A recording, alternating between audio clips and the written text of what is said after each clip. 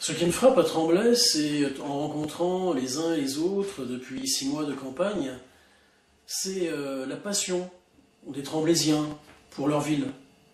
Je pense que c'est pas si commun que cela. Et c'est un merveilleux point de départ, selon moi, pour qu'ensemble, nous construisions un projet pour Tremblay demain. Car, par les remontées que j'ai eues au cours de rencontres avec les uns les autres, au cours de réunions que l'on a organisées, il y a certes cette passion pour la ville, où généralement vous êtes né, où vous avez élevé vos enfants, et il y a également une somme d'insatisfaction, de regrets que j'entends. C'est très frappant. Quand je parle de regrets, c'est pas Tremblay il y a 30 ans, 40 ans, 50 ans, où évidemment tout était toujours plus beau et positif qu'aujourd'hui. Non, non, non, non. Ce sont des regrets récents. Des regrets d'il y a 5 ans, 6 ans, 7 ans, exprimés par des jeunes de 22, 23, 24 ans. Et par exemple, dans ces regrets, il y a le dispositif sport-vacances qui a laissé des souvenirs extraordinaires à tout un ensemble de jeunes.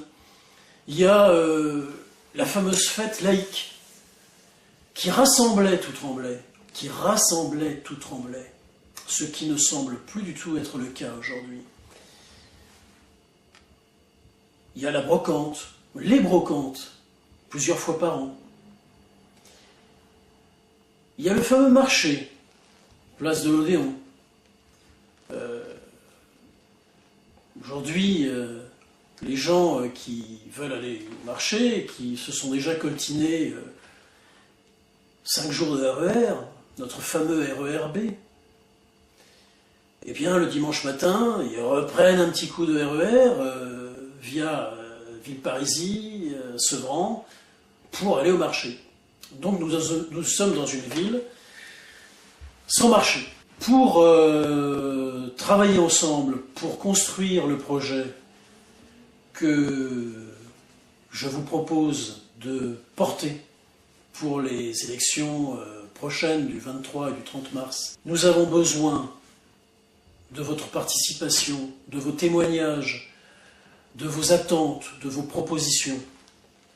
Et donc, je vous incite librement, anonymement pour ceux qui le veulent, d'aller sur le site et de signifier toutes ces attentes.